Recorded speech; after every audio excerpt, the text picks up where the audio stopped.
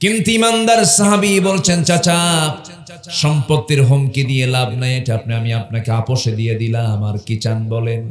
রাগের ঠেলায় জামার কলারটা টান মেরে ধরে জামা টেনে ছিঁড়ে জামাটাও খুলে নিল, এমনকি পরনের লুঙ্গিটা পর্যন্ত জোর করে খুলে নিয়েছে, উলঙ্গ করে ঘর থেকে বের করে দিয়েছে।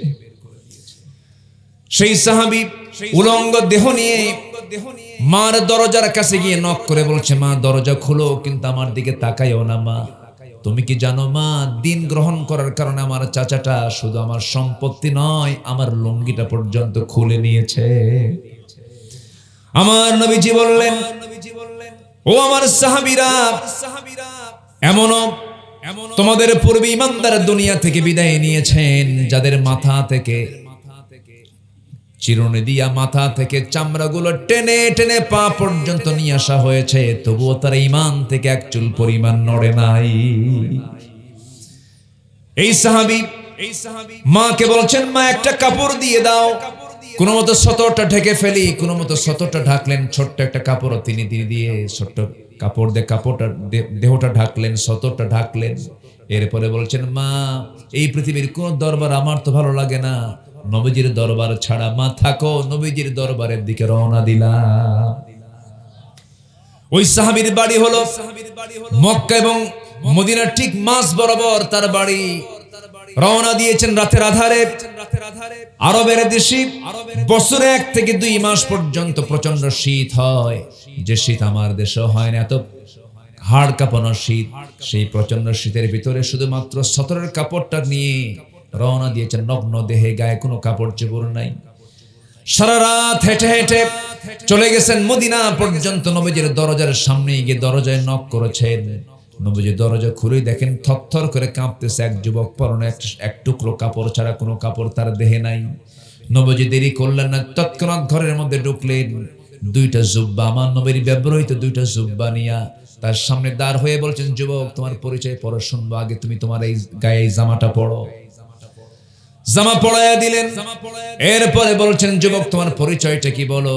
তিনি বলছেন, হুজুর দিন গ্রহণ করেছি, চাচা আমাকে বস্ত্রহীন করে ঘর থেকে বের করে দিয়েছে। রাসূল বললেন, ও আমার সাহাবী, তোমার চাচা তোমাকে বস্ত্রহীন করে ঘর থেকে বের করে দিয়েছে, উলঙ্গ করে। তোমার চাচা তোমাকে বস্ত্রহীন করলো, আমি তোমাকে আমার গায়ের কাপড় দিয়ে দিলাম। বিশ্বনবীর জুব্বা দেওয়া মানে কি? কি তার সম্মান কমছে না বাড়ছে? ঈমান আনলে সম্মান কমে না বাড়ে? বাড়ে। কোথায় তারা? কি চটপাট দেখালো, কিছু হইলেই হুমকি ধামকি, মামলার হুমকি ধামকি, কত কি করছে ওরা। করেনি। কোথায়? কেউ তো নাই। আমরা ছিলাম, আছি, থাকবো। জোরে করে ইনশাআল্লাহ। আর জোরে বলে ইনশাআল্লাহ। এই মাটিতে আমার জন্ম হয়েছে, এই মাটিতেই থেকে যাব। কারণ আমরা এমন কোন অপকর্ম আমাদের আল্লাহ শিখায় দেন নাই, আমাদের নেতারা শিখায় দেন নাই, কোরআন শিখায় নাই, এমন অপকর্মের ধারে পাশে আমরা যাব না। জোরে বলি ইনশাআল্লাহ। কষ্ট পাচ্ছেন নাকি আপনারা? আমার নবীজি বললেন, জুব্বা তোমারে দিয়ে দিলাম, জুব্বা পরো। এবং আমার নবীজি বললেন, সাহাবী অনেক কষ্ট করে দিন গ্রহণ করেছো, অনেক কষ্ট করে অনেক ত্যাগের বিনিময়ে তুমি ঈমানটা এনেছো। দুনিয়া তুমি বিক্রি করে দিয়েছো জান্নাতের বিনিময়ে, জান্নাত কিনে নিয়েছো, দুনিয়া বিক্রি করে দিয়েছো। সাহাবী আমি তোমাকে বলবো, তুমি আমার কাছে একটা দোয়া চাও, তুমি কি দোয়া কামনা করো বলো। সাহাবী বলছেন, ইয়া রাসূলুল্লাহ, আমি আপনার কাছে আর কি চাবো, আপনি আমার জন্য, আমার প্রিয়, আমার জন্য দোয়াটা আপনি করে দেন। আমার রাসূল সঙ্গে সঙ্গে তৎক্ষণাৎ হাত উঁচু করে আল্লাহর কাছে দোয়া করছেন, আল্লাহ আমার এই প্রিয় সাহাবী আব্দুল্লাহ যুল বাজাদাইন অনেক কষ্ট করে ত্যাগ স্বীকার করে ঈমান অর্জন করেছে। আল্লাহ আমি এই সাহাবীর জন্য দোয়া করি, তার জান এবং মালকে তুমি কাফের বেঈমানদের জন্য হারাম করে দাও। এই দোয়া শোনার সঙ্গে সঙ্গে তিনি হাওমাও করে কাঁদেন আর বলেন, ইয়া রাসূলুল্লাহ, আপনি আমার জন্য এমনটা দোয়া করলেন কেন? কাফের বেঈমানরা যদি আমাকে না আক্রমণ করে আমি শহীদ হব কেমনে? আমার সারা জীবনের তামান্না হলো আমি শহীদ মওত চাই, আমি শহীদ হতে চাই, আমার জন্য শহীদ মরণটা হয়। আপনি তো আমার জন্য উল্টা দোয়া করে দিলেন। রাসূলের সঙ্গে সঙ্গে মুস্কি হাসি মেরে বলছেন, ও আমার সাহাবী আব্দুল্লাহ যুল বাজদাইন, ওয়া ইম্মা তাআলা ফিরাশিহি, তোমার যদি শাহাদাতের তামান্না যদি লালন হয়, তুমি যদি শহীদ মওত যদি কামনা করো, তোমার মরণ যদি বিছানাও হয়, আমি আল্লাহ রাব্বুল আলামিন তোমাকে শহীদের দরজা দিয়ে দিবেন। চিন্তা করো না সাহাবী যাও, আমরা সাহাবী সুফার সদস্যদের অন্তর্ভুক্ত হয়ে যাও। তিনি আসহাবে সুফার সদস্যদের মাঝে পাঠায়া দিলেন। তাদের মাঝে তিনি বসে বসে তিনি কোরআন তেলাওয়াত করেন। তিনি যখন কোরআন পড়তেন, এই সাহাবীর তেলাওয়াতটা এত জোরে আওয়াজ হতো, সাহাবীরা এটাকে ডিস্টার্ব মনে করতেন, জোরে জোরে কোরআন পড়তেন। এক সাহাবী এসে বলছেন, ইয়া রাসূলুল্লাহ, নতুন একজন সাহাবী যোগ হয়েছে আমাদের মাঝে, আব্দুল্লাহ আল বাজাদাইন তার নাম। সে যখন কোরআন তেলাওয়াত করে চিৎকার মেরে মেরে কোরআন পড়ে, আমাদের কষ্ট হয়, আমাদের বিরক্ত লাগে। আপনি যদি বলে দিতেন সে আওয়াজটাকে একটু ক্ষীণ করতো, আওয়াজটাকে একটু কম করতো, ছোট করতো। রাসূল বললেন, সাহাবীরা, এমন সাহাবীর বিরুদ্ধে তোমরা নালিশ করতেছো, এই নালিশ তোমাদের জন্য ঠিক হয় নাই। আমার আব্দুল্লাহর তেলাওয়াত জোরে জোরে এমনি এমনি হয় না, কারণ আমার আব্দুল্লাহ দিন গ্রহণ করতে নিয়ে তাকে বহু কষ্ট স্বীকার করতে হয়েছে, দুনিয়া তাকে বিক্রি করতে হয়েছে। আব্দুল্লাহর তেলাওয়াতে তোমরা কেউ বাধা দিও না, কারণ আমি আব্দুল্লাহকে দারুণ ভালোবাসি। জোরে কোন সুবহানাল্লাহ। যুদ্ধের ডাক চলে এলো। আমার নবীজি মদিনা থেকে রওনা করলেন, জিহাদের ময়দানে তিনি রওনা করলেন। যুদ্ধ শুরু হয়ে গেছে, যুদ্ধ শেষ হয়ে গেল। সেই যুদ্ধের ময়দানে সেই সাহাবী আব্দুল্লাহ অংশগ্রহণ করেছিলেন। যুদ্ধ শেষ হলে পরে সেখান থেকে আবার ফেরত আসেন, মদিনার দিকে আসতেছিলেন। পথের ভিতরে হঠাৎ করে তিনি অসুস্থ হয়ে গেছেন। সাহাবীরা বলছেন, ইয়া রাসূলুল্লাহ, আপনার প্রিয় সাহাবী আব্দুল্লাহ আল বাজাদাইন খুব অসুস্থ। আমার নবীজির সঙ্গে সঙ্গে বলেন, ও আমার সাহাবীরা, সর্বোচ্চটুকুন চেষ্টা করে আমার সাহাবীকে বাঁচানোর চেষ্টা করো, উত্তম চিকিৎসার ব্যবস্থা করে দাও, আল্লাহর কাছে সাহায্য করতে থাকো। 3টা দিন চলে যাওয়ার পর আমার নবীর কাছে এসে সংবাদ আসলো, হুজুর, আব্দুল্লাহ আল বাজাদাইন আর দুনিয়াতে নাই। নবীজির চোখের পানিতে গাল ভিজে গেল। সাহাবীর জন্য তিনি কান্নায় ভেঙে পড়লেন আর বললেন, সাহাবীরা, আমার আব্দুল্লাহর জানাজার দায়িত্ব আমি কাউকে দেব না, আমার আব্দুল্লাহর জানাজার দায়িত্ব আমি রাসূল নিজের কাঁধে উঠায়া নিলাম। সব সাহাবী নিয়ে নামাজের জানাজায় তিনি হাজির হলেন। জানাজা শুরু হয়ে গেছে, আমার নবীজি জানাজা শেষ করলেন। এরপরে বলছেন, সাহাবীরা, আমার আব্দুল্লাহর কবরটা তোমরা কোথায় খনন করেছো বলো। হুজুর, ওই যে 2 পাহাড়ের চিপাই, 2 পাহাড়ের ঠিক মাঝখানে আমরা কবরটা খনন করেছি। রাসূল বলেন, শোনো, কবর খনন করেছো যেখানে, সেখানে আমাকে নিয়ে যাও তোমরা। আজকে আব্দুল্লাহর কবরের ভিতরে আব্দুল্লাহকে রাখার জন্য আমি কাউকে যেতে দেব না, আমি বিশ্বনবী নিজেই নেমে আমি আব্দুল্লাহর লাশটা কবরে রেখে দেব। জোরে কোন সুবহানাল্লাহ। জানাজার নামাজ তিনি পড়ালেন, কবরের পাশে গিয়ে দাঁড়ালেন। কবরের পাশে গিয়ে দাঁড়ায় গিয়া আমার নবীজি নিজে কোমরে গামছা বেঁধে নিচে নেমে গেলেন। কবরের মাটিতে নেমে 2টা হাত আগায়া দিয়ে বলছেন, সাহাবীর, আমার প্রিয় সাহাবী আব্দুল্লাহর লাশটা আমার হাতে তুলে দাও। আমার নবীজি বললেন, সঙ্গে সঙ্গে বলছেন, আমার আবু বকর তুমি কোথায়? আমার ডান পাশে নামো। আমার ওমর কোথায়? আমার বাম পাশে নামো। ডান দিকে ওমর, ডান দিকে আবু বকর, বাম দিকে ওমর রাদিয়াল্লাহু আনহু। 2জন বিশ্ববিখ্যাত সাহাবী, 2জন 2 পাশে নেমে গেছেন। আমার নবীজি মাঝখানে লাশটা যখন হাতে দেওয়া হলো, নবীজি পিঠটা ধরলেন, সাইয়েদনা আবু বকর মাথাটা ধরলেন, ওমরে ফারুক তার পার দিকটা ধরলেন, ধরে কবরে শোয়া দিলেন। কবরে শোয়া দিয়া বুকের উপরে হাত রেখে নবীজি কান্না বিজড়িত কণ্ঠে বলছেন, আকাশের মালিক আল্লাহ, আমার এই সাহাবী ঈমান আনছিল, কিন্তু অন্য সাহাবীদের মতো না, ঈমান আনতে গিয়ে দুনিয়া বিক্রি করে দিয়েছে। ঈমান আনতে নিয়ে পরিবারকে ছেড়ে দিয়েছি, সবকিছু মাইনাস করে তোমার সন্তুষ্টি অর্জনের জন্য আমার দরবার ছাড়ে নাই, তোমার দরবার ছাড়ে নাই। আল্লাহ, এখন পর্যন্ত আমি আব্দুল্লাহর প্রতি খুশি আছি, তুমি আল্লাহ আমার আব্দুল্লাহর প্রতি খুশি হয়ে যাও। ওই সময় একজন সাহাবী সাদ ইবনে আবি ওয়াক্কাস রাদিয়াল্লাহু তাআলা আনহু ওই দোয়া শোনার সঙ্গে সঙ্গে চিৎকার মেরে পাগলের মতো বলছে, ও আল্লাহ, আমার মতো কপাল পোড়া বান্দা পৃথিবীতে নাই। আমি সাদ বিন আবি ওয়াক্কাস আজকে জীবিত সাদ না হয়ে যদি মরা সাদ হতাম আর ওই কবরের বাসিন্দা হতাম, আমার জীবনটা ধন্য হয়ে যেত। যে কবরের বাসিন্দাকে দাফন করার জন্য বিশ্বের সেরা মানুষ কবরে নামে, কত বড় ভাগ্যবান। আল্লাহ, আমাকে যদি ওই ভাগ্যবানদের কাতারে নিতে আমি খুব খুশি হয়ে যেতাম। আমার বন্ধুগণ, এই সাহাবীর যে দামটা বেড়েছে, শুধু ঈমান আনা নয়, ঈমানের উপরে টিকে থাকার জন্য। জোরে বলি সুবহানাল্লাহ। ঈমান এনেছি, ঈমান নিয়ে টিকে থাকবো। জোরে বলি ইনশাআল্লাহ। সুদের কাছে যাব না, জেনার কাছে যাব না, কবিরা গুনার কাছে যাব না, ঠকবাজির কাছে যাব না, মিথ্যা কথা বলবো না, মিথ্যা সাক্ষী দেব না, গীবত পরনিন্দা পরচর্চার কাছে যাব না, ওজনে কম দেব না, জমির আইল ঠেলবো না, বান্দার হক নষ্ট করব না, হক করলে এবার ঠিক রাখবো, আল্লাহ পাক আমার জান্নাত ঠিক রাখবে। আল্লাহ কবুল করুন, জোরে বলি আমিন। আল্লাহ রাব্বুল আলামিন বান্দাকে বলছেন, বান্দারি কাউকে ভয় করার দরকার নাই, তোমার আমাকে তুমি ভয় করো, আমার কাছে তোমাকে আসতে হবে। ইয়া আইয়ুহাল্লাযীনা আমানু তাকুল্লাহা ওয়াল তানজুর নাফসুম মা কদ্দামাত লিগাদিন ওয়াত্তাকুল্লাহ ইন্নাল্লাহা খাবীরুম বিমা তা'মালুন। জোরে বলুন আল্লাহু আকবার।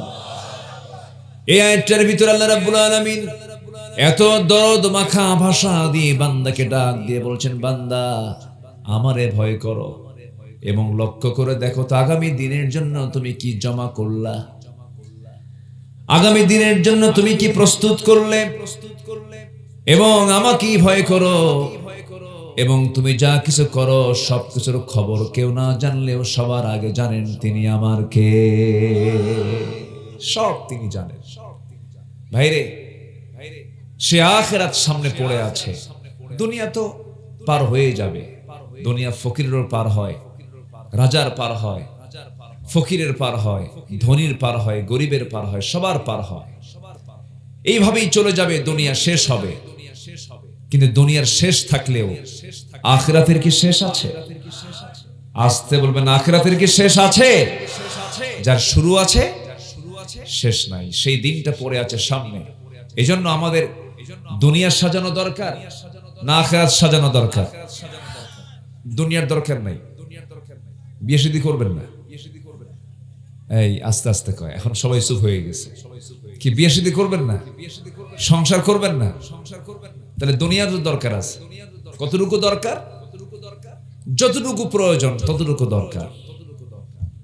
অবৈধ কোনো পন্থা, অবৈধ কোনো ওয়ে, অবৈধ কোনো সিস্টেম পদ্ধতি ইমানদার কখনো গ্রহণ করতে পারে না।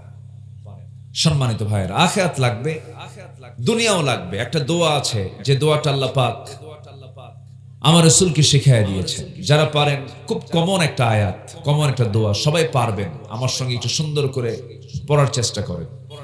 আল্লাহ রাব্বুল আলামিন বলেন, রব্বানা আতিনা ফিদ দুনিয়া হাসানাতাও ওয়া ফিল আখিরাতি হাসানাতাও ওয়া কিনা আযাবান নার ওয়াজআলনাল জান্নাতা মা'আল আবরার। জোরে বলুন আল্লাহু আকবার। আয় রব্বুল আলামিন, আমাকে দুনিয়ার কল্যাণ দাও, দুনিয়ার হাসানা দিয়ে দাও, আখিরাতের হাসানাও দিয়ে দাও, এবং বড় ভয়ঙ্কর জাহান্নাম থেকে তুমি আল্লাহ আমাকে বাঁচাইয়া দাও। এখান থেকে একটা বিষয় প্রমাণ হয়ে গেল, সবচেয়ে বড় অর্জন হলো জাহান্নাম থেকে বেঁচে থাকা। জাহান্নাম থেকে বেঁচে থাকা, জাহান্নাম থেকে বেঁচে থাকার জন্য হারাম থেকে আমাকে আপনাকে বেঁচে থাকতে হবে। কি থেকে বলেন? হারাম থেকে বেঁচে থাকতে হবে। সম্মানিত ভাইয়েরা, তাহলে আমি আমার মূল সাবজেক্টের দিকে আস্তে আস্তে চলে যাচ্ছি। আমার কথায় বুঝতে কারো অসুবিধা হচ্ছে না তো? বলি আলহামদুলিল্লাহ। আমার আগে যে ভাই আলোচনা করে গেছেন, খুব পাকা লোক, তো মজবুত মানুষ, খুব দামি দামি কথা বলেন, খুব চমকপ্রদ কথা বলেন। আল্লাহ তুমি তার কথার মধ্যে আরো বারাকাত বাড়াইয়া দাও। জোরে বলি আল্লাহুম্মা আমিন। সম্মানিত ভাইয়েরা, সেই কালাম থেকে কথা বলছি, যে কালামটা ১৫০০ বছর আগে নাজিল হলেও কিয়ামত পর্যন্ত সকল জ্ঞানী মানুষ, সকল মানুষ এই কিতাবের কাছে ভিক্ষুকের মতো সামনে দাঁড়ায়া থাকবে। যেরকম সুবহানাল্লাহ। কোরআন এমন কিছু তথ্য দিয়েছে, যে তথ্য আজকের পৃথিবীতেও আশ্চর্যের বিষয়। কোরআন মহাকাশ নিয়ে কথা বলেছে, কোরআন মহাসাগর নিয়ে কথা বলেছে, কোরআন সমুদ্র জগৎ নিয়ে কথা বলেছে, প্রাণী জগৎ নিয়ে কথা বলেছে, আবহাওয়া নিয়ে কথা বলেছে। যেরকম এই যে আমি যে মাইকে কথা বলছি, লোহা নিয়ে কোরআন কথা বলেছে। লোহা নামে একটা আল্লাহ পাক সূরা নাজিল করেছেন, সূরাতুল হাদিদ। বলুন তো সূরার নাম কি? হাদিদ। হাদিদ মানে কি? লোহা। হাদিদ মানে লোহা, আল্লাহ পাক লোহা নাজিল করেছেন। লোহাটা কিন্তু কোনো কোম্পানির তৈরি করা কোনো জিনিস না। এটা আমরা ভাবি যে KSRM, BSRM এগুলো মনে হয় কোম্পানি, মানে লোহা বানায় না। কোন কোম্পানি লোহা বানায় না। লোহা সম্পূর্ণ নাজিল হওয়া। কে নাজিল করেছেন? আল্লাহ পাক। দেখেন ১৫০০ বছর আগে আল্লাহ পাক এই তথ্য দিলেন। আল্লাহ রাব্বুল আলামিন বলেন, وَأَنزَلْنَا الْحَدِيدَ فِيهِ بَأْسٌ شَدِيدٌ وَمَنَافِعُ لِلنَّاسِ। সূরাতুল হাদিদ আয়াত নম্বর ২৫। আল্লাহ রাব্বুল আলামিন বলছেন, আমি লোহাকে নাজিল করেছি যার মধ্যে রেখেছি প্রচন্ড শক্তি এবং মানুষের জন্য উপকার। লোহা না হলে পৃথিবীর মানুষ অচল হয়ে যেত। ধান কাটতে কি লাগে? এই পাশে ধানের জমি না, এই তো ধান কাটতে কি লাগে? লোহা নাই, কি করতেন? পাট ক্ষেত লাগিয়েছেন, পাটের আগাছা দূর করার জন্য কি লাগে? পাসুন, নিরানি। আচ্ছা ঠিক আছে, এটাও কি দিয়ে তৈরি বলেন? আপনার একটু কাপড় চলতে নিয়ে ছিঁড়ে গেছে, সেলাই দিতে নিয়ে কি লাগে? সুই লাগে। সুইটা যদিও সামান্য লোহা দিয়ে বানানো সুই, কিন্তু এই সুঁচটা এই পৃথিবীর কোনো মানুষের ক্ষমতা নাই সে একা একটা লোহা দিয়ে সুই বানাবে। কারণ লোহা তো পৃথিবীর কোনো মানুষ বানাতে পারে না, একটা সুইও বানাতে পারে না। সম্পূর্ণ লোহাটা নাজিল করেছেন তিনি আমার কে। একটা গাড়ি লোহা লাগবে, একটা প্লেন লোহা লাগবে, একটা সুই লোহা লাগবে। প্রত্যেকটা কাজে লোহার প্রয়োজন। এই লোহাটা কোথা থেকে আসলো, কিভাবে আসলো? আল্লাহ পাক বলছেন, আমি লোহাটাকে নাজিল করেছি।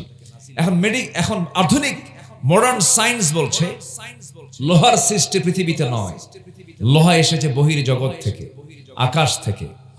এখন এই আকাশ থেকে আল্লাহ পাক নাজিল করেছেন। সূর্যের তাপমাত্রা, আভ্যন্তরীণ তাপমাত্রা হচ্ছে 15 মিলিয়ন ডিগ্রি সেলসিয়াস। যেরকম আল্লাহু আকবার। শুধু আভ্যন্তরীণ তাপমাত্রা।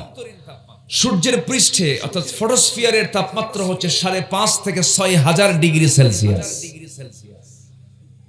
লোহা উৎপাদনের জন্য আনুমানিক 5 বিলিয়ন ডিগ্রি সেলসিয়াস প্রয়োজন।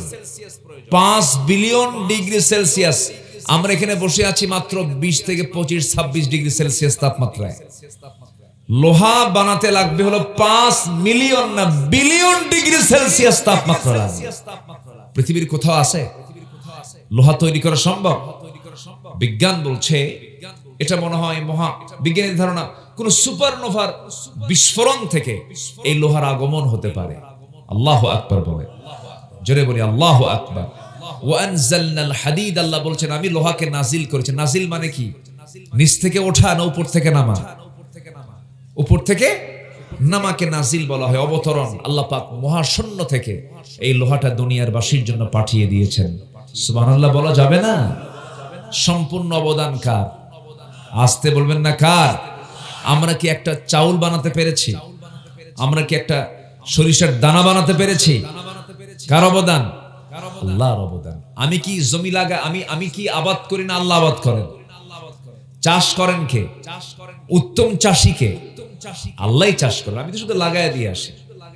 আল্লাহ রাব্বুল আলামিন বলেন, আনতুম তাজরাউনাহু আম নাহনুস সারিউন।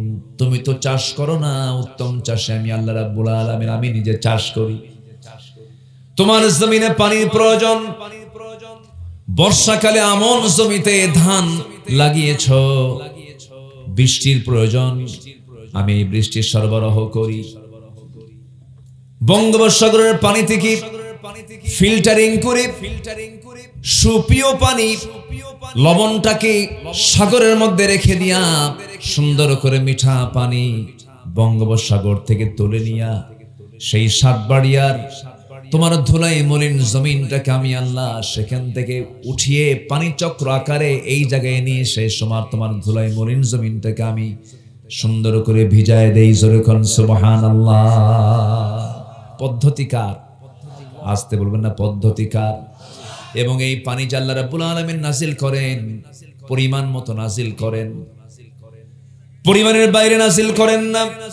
আল্লাহ রাব্বুল আলামিন বলেন ওয়াল্লাযী নাযালা মিনাস সামাই মাআন বিকাদারিন ফাআনশারনা বিহি বালদাতাম মাইতান কাযালিকা তুখরাজুন। জোরে বলুন আল্লাহু আকবার।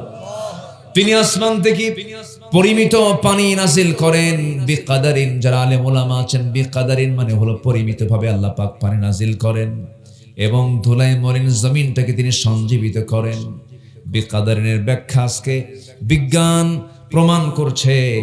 আজকে বিজ্ঞান বলতেছে এই যে পরিমাণ পানি আল্লাহ রাব্বুল আলামিন আকাশ থেকে নাযিল করেন, সেই পরিমাণ পানি আল্লাহ পাক পানির চক্র আকারে জমিন থেকে আগে তোলেন। জোরে বলুন সুবহানাল্লাহ। শীতকালে আমার আপনার বাড়ির সামনে যে পুষ্কুনিগুলো আছে, ছোট্ট ছোট্ট পুকুরগুলো আছে, পানি বাড়ে না কমে? বলেন কমে যায়। এই কমে কমে কেন? কোথায় যায় পানি? বলেন বাষ্পীয় হয়ে যায়। কি হয়ে যায়? বাষ্পীয় হয়ে যায়। প্রতি সেকেন্ডে ভূপৃষ্ঠ থেকে প্রায় 16 মিলিয়ন টন পানি বাষ্প হয়।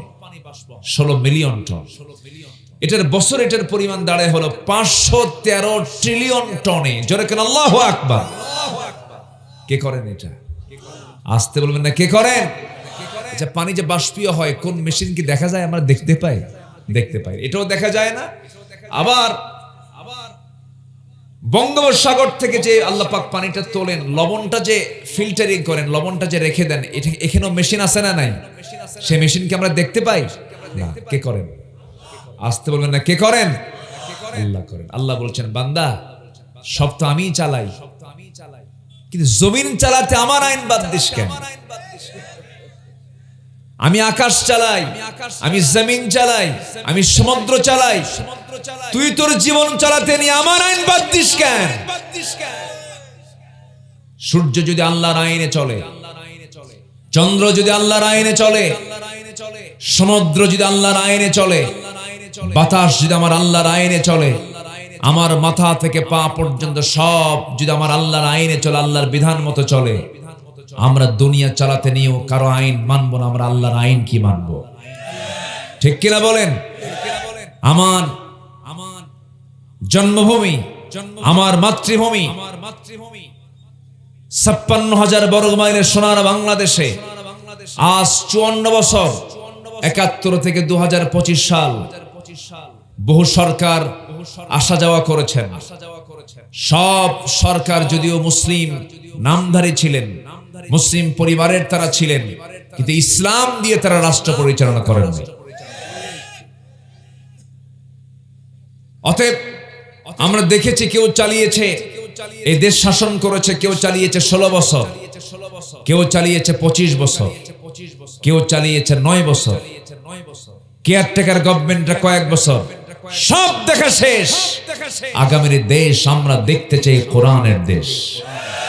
আগামীর দেশ আমরা দেখতে চাই ইসলামের দেশ। আগামীর সরকার আমরা দেখতে চাই নামাজের সরকার। রাজি আছেন কারা কারা? হাত উঁচু করে দেখান মুসলমান।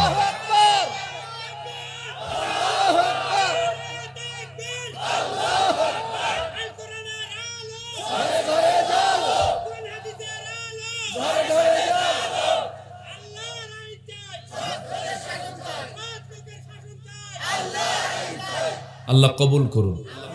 জোরে বলি আমিন। আমার দেশের মানুষগুলো বেশি সংখ্যক মানুষ না চোর? মানুষ বেশি না চোর বেশি? চোর বেশি।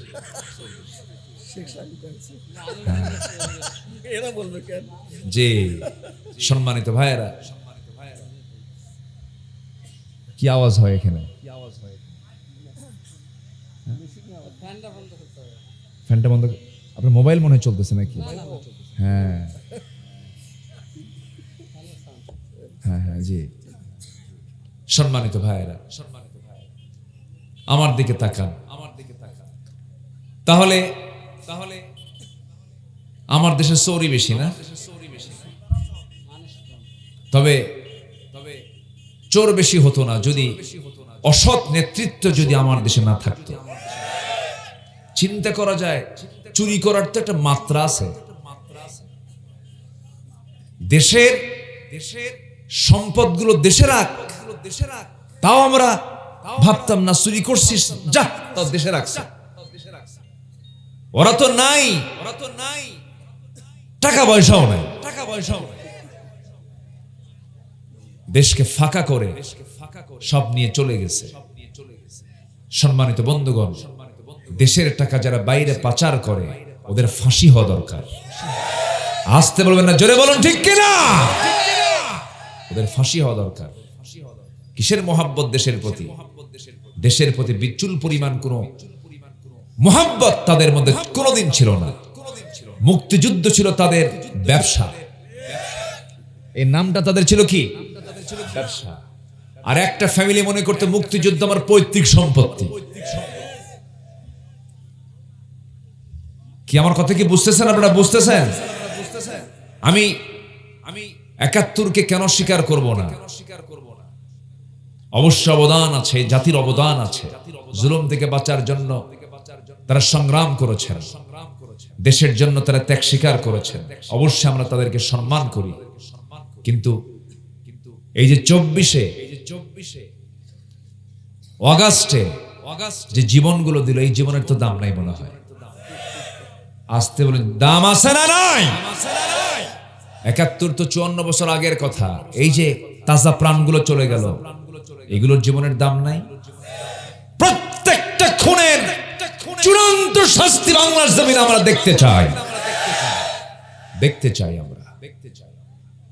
অনেক কিছু করেছেন আপনারা, জগৎধন্য আলেমে দ্বীন আল্লামা সাঈদীকে পর্যন্ত আপনারা তিলে তিলে জেলখানায় রেখে দিলেও আমরা কিছুটা সান্ত্বনা পেতাম। মানবতার জীবন যাপন তাকে করিয়েছেন। শেষ পর্যন্ত তাকে বিষ প্রয়োগ করে, পয়জনিং করে হত্যা করা হয়েছে। জাতি এগুলো ভুলবে না কখনো। সম্মানিত বন্ধুগণ, আমরা সব দেখা শেষ করেছি, আমরা একটাবার কোরআনকে দেখতে চাই। রাজি আছেন তো ইনশাআল্লাহ? ব্যর্থ হব না সফল হব? সফল হব। আমরা আজকে আমার আলোচনার সাবজেক্টই হলো সফল হব কেমনে। জোরে বলি ইনশাআল্লাহ। ৯টা পয়েন্ট আমি আজকে কথা বলতে চাই। ১ নম্বর সফলতার দিক হলো, সফল হতে হলে ১ নম্বর পুঁজি হলো ঈমান আনতে হবে। কি আনতে হবে বলেন? ঈমান। হয়তো বলবেন অনেকে, হুজুর এত সস্তা বিষয়, ঈমান তো আনছে, আমার বাপও আনছে, আমার দাদাও আনছে। কি এরকম আছে না লোক? হ্যাঁ হুজুর, আমার দাদার নাম শরীফুল ইসলাম, আমার বাবার নাম হামিদুল ইসলাম, আমি হলাম শহীদুল ইসলাম। সবাই তো ইসলাম আছে, কে বলছে আমরা মুসলমান না?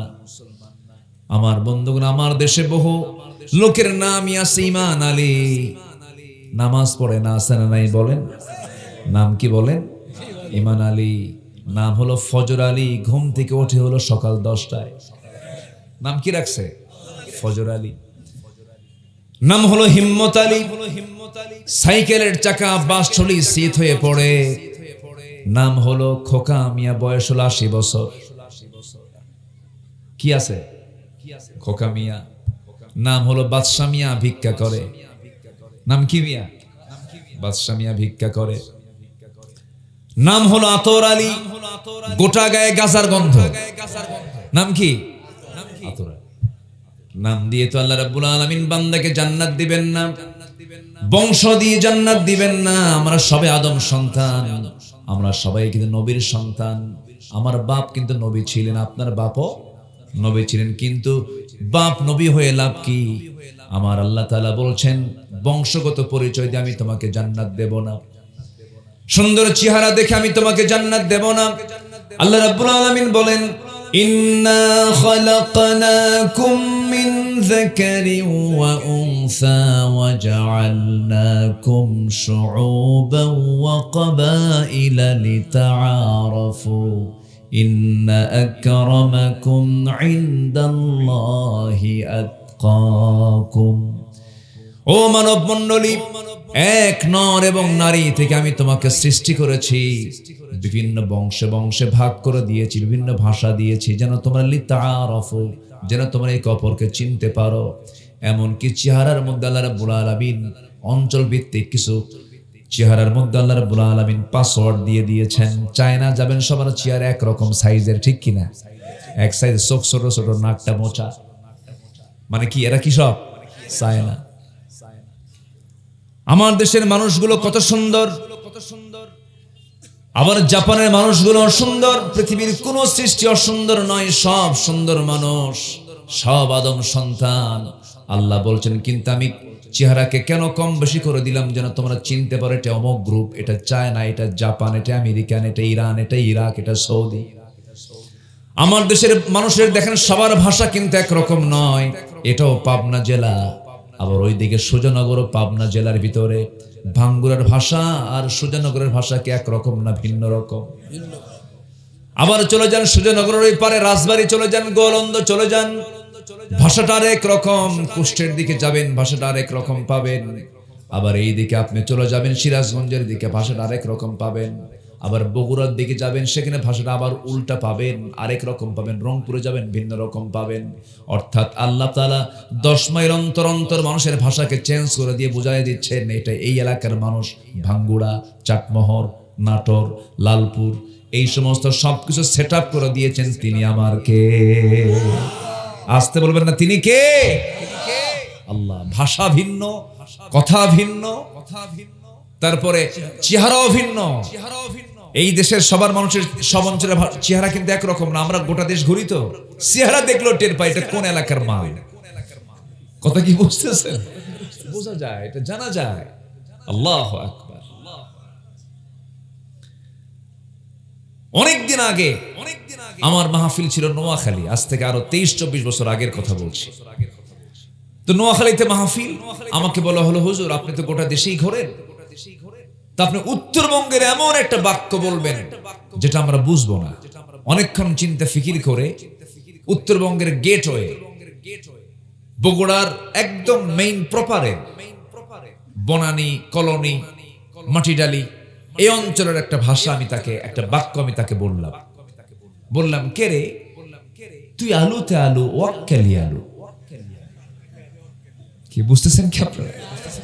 কে রে তুই আলুতে আলু ওয়াক্কালি আলু। কিছু মিল আছে কিন্তু ভাঙ্গুরার সাথে, লাগবি না খাবি না এগুলা আছে না? কিছু মিল আছে না? কিছু মিল আছে। তো আমি এই বাক্য বলার পর উনি আমার দিকে চেয়ে আসেন অদ্ভুত ভাবে। তো বললাম আপনি কি দেখেন, আপনি কি বললেন? কি বললাম? আমি তো বলছি, আপনি বুঝলেন কি সেটা আগে বলেন। কে রে তুই আলুতে আলু ওয়াক্কালি আলু। আলু কয়টা এখানে? 3টা। তুমি আমাকে বলতেছেন যে যেহেতু আপনার এই এক বাক্যের মধ্যে অনেকগুলো আলু, উত্তরবঙ্গে যেহেতু আলুর দেশ, আলু দিয়ে কি একটা কিছু হবে? আসলে কি এখানে আলুর কোনো ফাংশন আছে? কিন্তু শব্দটা কি? আলু। তুমি আসলে তো আসলে, ওকে কেন নিয়ে আসলে? কেন তুই আলুতে আলু ওয়াক্কালি আলু। এই হলো ভাষা। এই ভাষা কে দিয়েছেন? আল্লাহ দিয়েছেন। কিন্তু জেনে আশ্চর্য হবেন, গোটা পৃথিবীর 4,500 যে ভাষা আছে, 4,500, আমার দেশের ভাষা হচ্ছে বাংলা। কি ভাষা? বাংলা। এরপরেও আরো 4,500 ভাষা আছে। সব ভাষার মানুষ যখন কোরআন পড়ে সব জিহ্বা সোজা হয়ে যায়। জোরে বলে সুবহানাল্লাহ। অন্য কোন ভাষা আপনি রপ্ত করতে পারবেন না যেটা আপনি আরবি রপ্ত করতে পারবেন। আল্লাহ রাব্বুল আলামিন কোরআনটা দিয়েছেন ঐক্যবদ্ধ হওয়ার জন্য। কোরআনকে ধরতে বলেছেন ঐক্যবদ্ধ হওয়ার জন্য। আল্লাহ রাব্বুল আলামিন কোরআনটা আরবিতে এই জন্য নাজিল করেছেন যেন তোমরা সহজেই বুঝতে পারো। আমার দেশের হাজিমা হাজি সাহেবরা যখন হজ করতে যায় কোন জায়গায় তারা সুবিধা পায় না। শপিং করতে যায় আরবি বলে, বাজার করতে যায় আরবি বলে। এক হাজি গেছে হজ করতে, আরাম পায় না। হজ করে দেশে ফিরেছেন, বন্ধু বান্ধব বলল ভাই হজ করে আসলে কেমন লাগলো? ভাই কোন জায়গায় বাংলা নাই, শুধু 2 জায়গায় বাংলা পাইছি। কোথায়? মুয়াজ্জিন যখন আযান দিল, ইমাম যখন নামাজ সূরা ফাতিহা পড়লো। এটা বাংলা কি? এটা আরবি, কিন্তু মনে হয়েছে কিসের মতো? বাংলার মতো। আল্লাহু আকবার। কোরআনটা খুব কাছাকাছি করে দেয়, কোরআনটা খুব আপন করে দেয় আমাদের মাঝে। আমার বন্ধুগণ, এই জন্য আমরা কোরআনের সঙ্গে সম্পর্ক রাখবে, আমরা বিফল হব না সফল হব? সফল হব। আমরা ঈমান আনবো সবার আগে, জোরে বলি ইনশাআল্লাহ, আরো জোরে বলি ইনশাআল্লাহ। ঈমান জানবে সেই সফল হবে।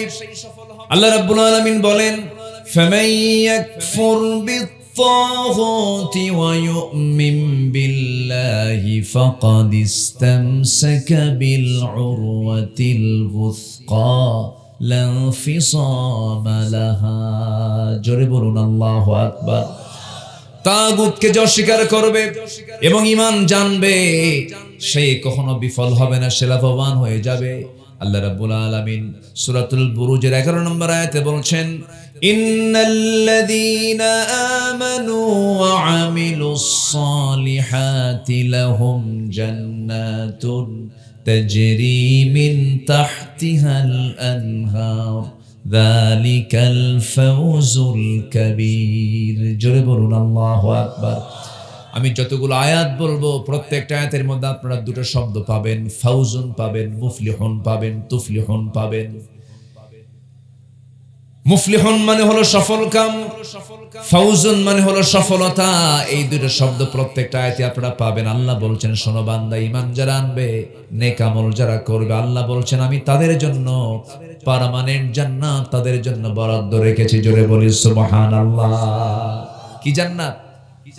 স্থায়ী না অস্থায়ী? আর পৃথিবীর ঘরগুলো কি? অস্থায়ী। পৃথিবীর ঘর বাড়িগুলো অস্থায়ী। যত বড় দামি বিল্ডিং বানান না কেন, তার একটা নির্দিষ্ট মেয়াদ আছে, এরপর মেয়াদ উত্তীর্ণ হয়ে যাবে, ভেঙে পড়বেন, নষ্ট হয়ে যাবে। কিন্তু আল্লাহ রাব্বুল আলামিন এমন জান্নাত আমার আপনার জন্য রেডি করে রেখেছেন যে জান্নাত কখনো পুরাতন হবে না, মানুষ কখনো বুড়া হবে না, মানুষ কখনো বুড়া হবে না। জান্নাতের খাবার খেলে পরে তার যৌবন শক্তি চিরকাল থেকে যাবে। জোরে বলি সুবহানাল্লাহ। দুনিয়ার চাল শিশু খায়, সে যুবক হয়। দুনিয়ার চাল, দুনিয়ার খাবার বুড়া মানুষকে, সে আরো বুড়া হয়ে যায়। জান্নাতের মধ্যে সব হবে বিভিন্ন বয়সী, না এক বয়সী। বলেন বলেন বলেন। দুনিয়ার মানুষগুলো বিভিন্ন বয়সী। যে শিশু আজকে জন্ম নিল, সে তার বয়সে শিশু, আবার 80 বছর বয়স হয়ে গেছে, সে বুড়া হয়ে গেছে। খাবারটা একই, কিন্তু জান্নাতের খাবারের বৈশিষ্ট্য হলো যে জান্নাতের খাবার একবার খাওয়া শুরু করবে, সে কোনোদিন বুড়া হবে না। বুড়া যারা হয়েছে তারা বোঝে যৌবন কাকে বলে। কি চাচারা, আফসোস লাগে না একটু? আফসোস লাইতে শাবাব ইয়াউদ, তাই না? হায় রে, যৌবন যদি ফিরে পেতাম। কিন্তু দুনিয়াতে কি যৌবন ফিরে পাওয়ার সুযোগ আছে? কিন্তু জান্নাতের যৌবন কখনো ফুরাবে না। জান্নাতের মধ্যে আল্লাহ পাক এমন কিছু খাবার দিয়ে দিবেন, যৌবন শক্তি ডাবল ডাবল হয়ে যাবে। 4টা নহর থাকবে। কয়টা নহর বলেন? আচ্ছা, এগুলো বলতেছে কি, আপনারা কি একটু জান্নাতের লোভ আসবে না ইনশাআল্লাহ? জান্নাতের লোভ আসলে তো দুনিয়ার লোভ থাকবে না, ঠিক আছে না? জান্নাতের মধ্যে 4টা নহর থাকবে। এই 4টা নহর আল্লাহ রাব্বুল আলামিন জান্নাতীর জন্য রেখে দিয়েছেন। নাম্বার 1 হলো সেখানে থাকবে দুধের নহর। কিসের নহর থাকবে বলেন? দুধের নহর থাকবে। এখানে সেই বসলাম খেতে, মনে মনে ভাবলাম পায়েস আছে কিনা, দেখে হাজির হয়ে গেছে পায়েস। কি দিয়ে তৈরি হয়? আপনাদের জান্নাতের খাবার তো খাওয়া শুরু করে দিচ্ছেন আপনারা। আলহামদুলিল্লাহ বলেন, জোরে বলি আলহামদুলিল্লাহ। এই লোকগুলো ওঠে কেন? সমস্যা নাকি? একটু বসে। কষ্ট হচ্ছে কি আপনাদের? না, এত লোকের মধ্যে 2-1 জন ওঠা স্বাভাবিক, কিন্তু আমি চাচ্ছি যে এই লোকটাও না উঠুক। আমরা একদম শেষ মোনাজাত করে বিদায় হব। জোরে বলি ইনশাআল্লাহ। যদি এখান থেকে যদি কেউ বিনা কারণে ওঠেন, তাহলে ভাববো আপনি পরাজিত হয়ে গেছেন। বিনা কারণে যদি উঠে যান, তাহলে আপনি পরাজিত। আর যদি যৌক্তিক কোনো কারণ থাকে, এটা তো অবশ্যই হতেই পারে, এটা ভিন্ন বিষয়। কিন্তু বিনা কারণে কোরআনের মাহফিল থেকে উঠে যাওয়া মানে আপনি পরাজিত হয়ে গেছেন, আপনি জিততে পারেন নাই। সবাই বসুন। আমরা শেষ তক দোয়া পর্যন্ত আমরা থাকবো। জোরে বলি ইনশাআল্লাহ। জান্নাতের মধ্যে কয়টা নহর থাকবে? 4টা ঝর্ণা থাকবে, 4টা নহর থাকবে। এক নম্বর হচ্ছে দুধের নহর। আল্লাহু আকবার বলেন। দুধের নহর। তো দুনিয়ার সাধারণ দুধের মতো এই দুধ নয়, এটার কোয়ালিটি হবে অন্যরকম। নাম্বার 2 হলো মধুর নহর থাকবে। আল্লাহ রাব্বুল আলামিন জান্নাতের মধ্যে মধুর নহর রেখে দিবেন। এই দুনিয়াতে আল্লাহ রাব্বুল আলামিন মধু দিয়েছেন এবং মধু নামে আল্লাহ রাব্বুল আলামিন যে মধুটা বানায়, সে মধুর যে প্রস্তুতকারক, যে প্রাণীটার দায়িত্ব আল্লাহ রাব্বুল আলামিন মধু রেখে দিয়েছেন, সেই প্রাণীর নাম কি বলেন? আল্লাহ রাব্বুল আলামিন তার নামে একটা সূরা নাযিল করে দিয়েছেন, সূরাতুন নাহাল। সূরাতুন নাহাল, মৌমাছি। এই মৌমাছি মধু সংগ্রহ করে, মধু সংগ্রহ করে আমার আপনার জন্য মৌচাকে রেখে দেয়। আমি আপনি মৌচাক কেটে মধুগুলো নিয়ে আসি। কিন্তু আপনি কি জানেন, আল্লাহ রাব্বুল আলামিন বলছেন এই পৃথিবীতে যত রোগ আমি আল্লাহ দিয়েছি, প্রত্যেকটা রোগের ঔষধ আমি আল্লাহ তাআলা মধুর মধ্যে রেখে দিয়েছি। জোরে বলি সুবহানাল্লাহ। তবে জান্নাতের মধু আর দুনিয়ার মধুর মধ্যে কিছু তফাৎ আছে। দুনিয়ার মধু হলো দুনিয়ার খাবার, দুনিয়ার দুধ হলো দুনিয়ার খাবার, যা দিয়ে মল বের হয়, পেশাব বের হয়, পায়খানা বের হয়ে যায়। কিন্তু জান্নাতের মধুটা পান করলে পরে, জান্নাতের দুধ পান করলে পরে সেখানে কোনো পেশাব বের হবে না, মলও বের হবে না, কারণ জান্নাতের মধ্যে কোনো বাথরুম নাই। জোরে বলেন সুবহানাল্লাহ। নাস্তিকরা বলে ফেলে, হুজুর এগুলো কি গল্প বলে, মানুষ কি পেশাব পায়খানা ছাড়া বাঁচবে নাকি? বেকুব, তুই তো তোর নিজের দিকে তাকাস নাই। তুই যখন তোর মার পেটের মধ্যে ছিলি 10 মাস, কোন বাথরুমে পায়খানা করছিস তুই বল? কি ঠিক আছে কিনা বলেন? তুমি তোমার মার পেটের মধ্যে যখন ছিলা 10টা মাস, তোমার মার পেটের মধ্যে তুমি ছিলে অন্ধকার একটা জায়গায় তুমি ছিলে, ফি কারারিন মাকিন। দুনিয়ার সমস্ত গোডাউনগুলো, দুনিয়ার সমস্ত ফ্যাক্টরিগুলোতে কোনো কিছু তৈরি করতে পর্যাপ্ত আলোর প্রয়োজন হয়, কিন্তু আমার আল্লাহ আমাকে যে ফ্যাক্টরিতে বানিয়েছেন সেই জায়গায় বিন্দু পরিমাণ, চুল পরিমাণ কোনো আলো ছিল না, কিন্তু নিখুঁত করে আমার আল্লাহ আমাকে বানিয়েছেন। জোরে বলুন সুবহানাল্লাহ। 10 মাস ছিলাম, পেশাব লাগছে, পায়খানা লাগছে, তা আল্লাহ যদি মার পেটে রাখতে পারেন, তিনি জান্নাতে রাখতে পারেন না? আসতে রাখতে পারেন না? সেই জাতীয় খাবার আল্লাহ পাক জান্নাতে রেখে দিয়েছেন। আল্লাহু আকবার বলেন। দুনিয়ার যত খাবার আছে এর মধ্যে শ্রেষ্ঠ ড্রিঙ্কিং পানীয় হচ্ছে মধু। যেরকম আলহামদুলিল্লাহ। এই মধু কে দিয়েছেন? মধু বানায় কে? মধুটা প্রস্তুত করার জন্য দায়িত্ব কার? মৌমাছির। মধু মৌমাছির সংগ্রহ করে বিভিন্ন ফুলে ফলে পড়ে। কি ডিপার্টমেন্ট দেখেন, একটু খেয়াল করবেন। আল্লাহ পাক মৌমাছিকে অর্ডার দিয়েছেন, ওয়াউহা ইলান নাহলি আনিত্তাখিযি মিনাল জিবালি বুয়ুতা। আমি মৌমাছিকে ওহী করলাম, তুমি সুন্দর করে বিভিন্ন ফুলে ফলে পড়ে মধুগুলোকে সংগ্রহ করে গাছের ডালে, বড় বড় বিল্ডিং এর তলে, প্রাসাদের নিচে সুন্দর করে বাসা তুমি প্রস্তুত করে নাও। যেরকম সুবহানাল্লাহ। কি সুন্দর করে সে বাসা বানায়। পৃথিবীর কোন আর্কিটেকচার ইঞ্জিনিয়ার কেউ কি এরকম বাসা বানাতে পারবে? কিয়ামত পর্যন্ত চেষ্টা করেও কি পারবে? পারবে না। কি সুন্দর তার প্রস্তুত প্রণালী, কি সুন্দর তার মানে বাসার ভিতরে ডিজাইন, বিভিন্ন গাঁথনি, কি সুন্দর করে সে প্রস্তুত করেছে। এবং এই মধু সংগ্রহ করতে নিয়ে যে পরিশ্রমটা করে, 1 পাউন্ড মধু তৈরিতে 550 মৌমাছিকে 550 কয়েক লক্ষ কিলোমিটার জার্নি করার পরে সে 1 পাউন্ড মধু তৈরি করে। 14 লাখ কিলোমিটার সে জার্নি করার পরে 1 পাউন্ড মধু সে সংগ্রহ করে মৌচাকে নিয়ে আসে। সুবহানাল্লাহ বলবেন না? আচ্ছা বলুন তো, সেই মধুর ভিতরে যদি কেউ ভেজাল করে, তার কি ফাঁসি একবার দরকার না বারবার দরকার? একবারই তো মরে শেষ নাকি? বারবার দিবেন কেন? আল্লাহ আল্লাহ, কি পরিমাণ কষ্ট মৌমাছিগুলো করে। আমার বন্ধুগণ, এখানেই শুধু শেষ নয়, এমন সুন্দর করে মৌমাছিগুলো মধুগুলো সংগ্রহ করে। সেই মধু কিন্তু মৌমাছি কিন্তু মুখে বহন করে নিয়ে আসে না, সেই মৌমাছি কিন্তু মধুগুলো তার পেটের মধ্যে বহন করে নিয়ে আসে। 2টা স্টমাক তার পেটের মধ্যে আল্লাহ পাক রেখে দিয়েছেন। জোরে বলি সুবহানাল্লাহ। আমার পাকস্থলী হলো একটা, কয়টা বলেন? আর মৌমাছির পাকস্থলী কয়টা? 2টা। একটা হলো হানি স্টমাক, আর এটা হচ্ছে নরমাল স্টমাক। নরমাল স্টমাকে তার খাদ্যগুলো সে ভরে নেয়, আর হানি স্টমাকে সে মধুগুলো সংগ্রহ করে, মধুগুলোকে পেটের মধ্যে রেখে এটাকে প্রসেস করে। এরপরে যখন সেই মৌচাকের মধ্যে চলে আসতে নেয়, মৌচাকের দরজায় কিছু পুলিশ মৌমাছি দাঁড়ায় থাকে। পুলিশ মৌমাছি দাঁড়ায় থেকে বলে কোন মৌমাছিগুলো তার পায়ে ময়লাগুলো নিয়ে আসে। যে মৌমাছিগুলো তার পায়ে ময়লাগুলো নিয়ে ঢুকতে চায়, জানগুলো নিয়ে ঢুকতে চায়, সেই সময় পুলিশ এই টিমটা করে কি, 4-5 জন মিলে একজনকে অ্যাটাক করে কামড় মেরে তাকে মেরে ফেলে দেয় আর বলে খবরদার এই মৌচাকের মধ্যে ভেজাল কোনো মধু ঢুকানো যাবে না। যখন সুবহানাল্লাহ। আবার মৌচাকের ভিতরে তাপমাত্রার প্রয়োজন 35 ডিগ্রি সেলসিয়াস হলো স্বাভাবিক তাপমাত্রা। যদি এর নিচে যদি চলে আসে মৌমাছির ওই মৌচাকের মধুগুলো নষ্ট হয়ে যাবে। আবার যদি তাপমাত্রা বেশি হয়ে যায় মৌচাকের মধুগুলো নষ্ট হয়ে যাবে।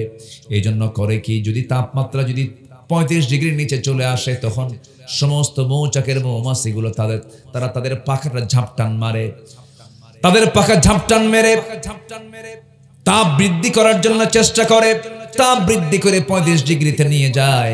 আবার তাপমাত্রা বেশি হলে পরে তাদের দুটা পাখা উল্টা করে ঝাপটান মারে, যেন তাদের তাপমাত্রা ভিতরের যে তাপমাত্রা বাতাসগুলো বাইরে বের করে দিয়া তাপমাত্রা তারা স্বাভাবিক রেখে দেয়। জোরে কোন সুবহানাল্লাহ।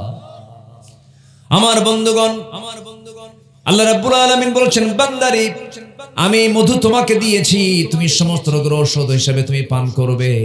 ফিহি শিফাউল লিন্নাস। আমি আল্লাহ রাব্বুল আলামিন বলে দিচ্ছি তোমরা চোখ বন্ধ করে বিসমিল্লাহ বলে এটাকে পান করো।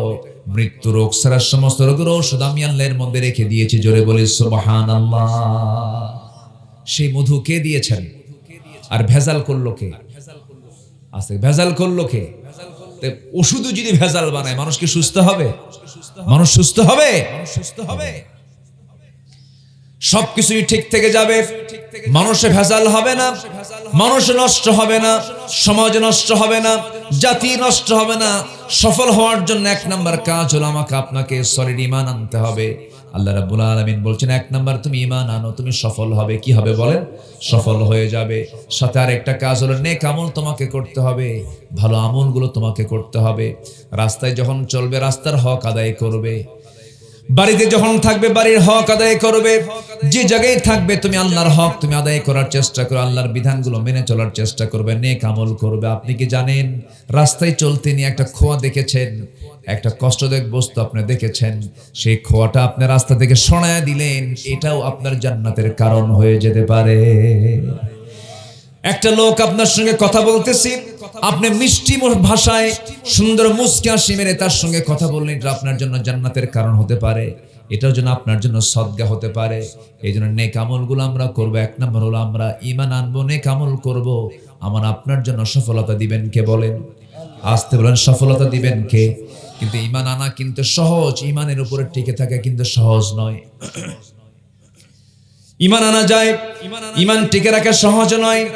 ঈমানটাকে টিকে রাখার জন্য আল্লাহ রাব্বুল আলামিন আবার অন্য জায়গায় বলছেন ইন্নাল্লাযীনা ক্বালু রাব্বুনাল্লাহু সুম্মা ইসতাকামু তাতানাজ্জালু আলাইহিমুল মালায়েকা আল্লা তাখাফু ওয়া লা তাহজানু وأبشروا بالجنة التي كنتم توعدون। জোরে বলুন আল্লাহু আকবার।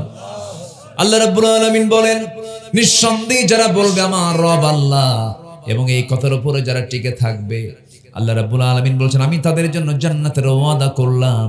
ঈমান আনা যায় কিন্তু ঈমানটাকে টিকে রাখা সহজ নয়। ঈমান টিকে রাখতে গেলে বহু ত্যাগ স্বীকার করতে হয়, জেল খাটতে হয়, হামলা মামলা স্বীকার করতে হয়। এই 16 বছর চলে গেল, বিগত সরকার যে 16 বছর দেশটা চালিয়েছে, এর 12 বছর 13 বছর জোরে জেল খেটেছেন এমন লোক আছে না নাই? আসতে বলবেন না, আছে না নাই? আল্লামা সাঈদী ছিলেন তার মধ্যে অন্যতম। ওই 16 বছর শাসনের 13 বছরই তাকে কারাবরণ করতে হয়েছে। তাকে বারবার প্রস্তাব দেওয়া হয়েছিল আপনি শুধু বলেন আমি দল ত্যাগ করলাম, উনি বললেন জীবন যাবে, ইসলামী আন্দোলন থেকে এক চুল পরিমাণ নড়ব না। নড়েন নাই, হাসি মুখে জীবন দিয়েছেন, বাতিল শক্তির কাছে মাথা নত করেন নাই। আবার অনেক মোল্লা, আমার দেশের অনেক মোল্লা ঈমান বেঁচে খাইছে, এমন দেশ আমি খুঁজে পাই না, এমন ইতিহাস পাই নাই যে দেশে রাষ্ট্রপ্রধানও পালায়া যায়, জাতীয় মসজিদের খতিবও পালায়া যায়। পাইছেন? খতিবও পালায়, কি প্রধানমন্ত্রীও পালায়। বিশ্ব রেকর্ড এটা, এটা নাই, পৃথিবীর কোথাও নাই, পৃথিবীর কোথাও পাবেন না। দেশের শীর্ষস্থানীয় খতিব পালায়, মন্ত্রীও পালায়, কোথাও পাবেন না। ইমান বেঁচে খাওয়া নাম কাওয়াস্ত কিছু আলেম নামধারী কিছু কুলাঙ্গার আমার দেশে আছে না নাই? আচ্ছা, এখনো তারা শত্রুতা করছে, এখন অনেক বাজে বাজে কথা বলছে ওরা। সম্মানিত ভাইয়েরা, একটু কান লাগান। অনেক রাত হয়েছে আমি জানি, কষ্ট হচ্ছে আপনাদের, কিন্তু আমি তো অনেক আগে উঠতে চেয়েছি, কিন্তু উঠতে একটু দেরি হয়ে গেছে। কি করবেন? একটু বসেন, একটু বসেন, আপনারা একটু বসেন। জি, আপনি উঠলে গেলে, আপনি উঠতে লাগলে আমি আমার আলোচনা হারিয়ে ফেলি। একটু বসেন। 9টা পয়েন্টের কেবল একটা পয়েন্ট বলেছি, অনেক কথাই তো পড়ে আছে এখন। ঈমান এনেছি, ঈমান নিয়ে আমরা টিকে থাকবো। জোরে বলি ইনশাআল্লাহ। ঈমান নিয়ে আমরা জান্নাতে যাব ইনশাআল্লাহ। ঈমানের বাইরে কোনো কাজে আমরা অংশগ্রহণ করব না। আল্লাহ কবুল করুন। জোরে বলি আমিন। এক সাহাবী ঈমান এনেছেন। আপন চাচা ডাক দিয়ে বলতেছে, এই ভাতিজা, শুনলাম তুমি নাকি ঈমান আনছো। চাচা আপনি শুনবেন কেন? দেখেন, আশহাদু আল্লা ইলাহা ইল্লাল্লাহ। চাচা বলে, তোর বাপ মারা গেছে ছোটবেলায়, তুই যখন ছোট তোর বাপ মারা গেছে, তোরে আমি তিলে তিলে বড় করলাম, আমার জমিগুলো তোর নামে দলিল করে দিলাম, আমি তোর বাবা হয়ে গেলাম, আর তুই আমাকে তোয়াক্কা না করে তুই ঈমান আনলি।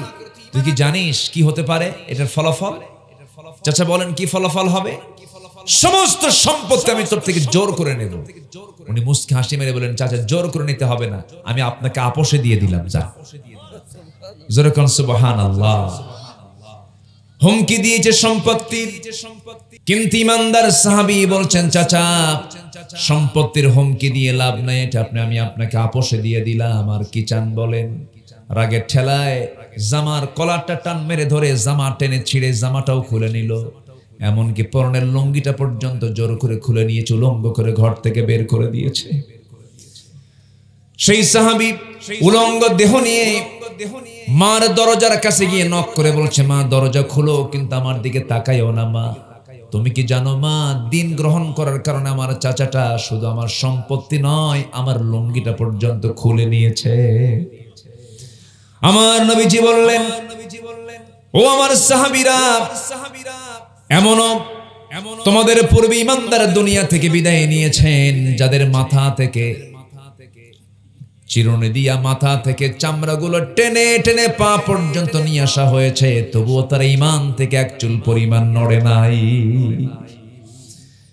এই সাহাবী মাকে বলছেন, মা একটা কাপড় দিয়ে দাও, কোন মতো সতরটা ঢেকে ফেলি। কোন মতো সতরটা ঢাকলেন, ছোট্ট একটা কাপড় তিনি দিয়ে ছোট্ট কাপড় দিয়ে কাপড়টা দেহটা ঢাকলেন, সতরটা ঢাকলেন।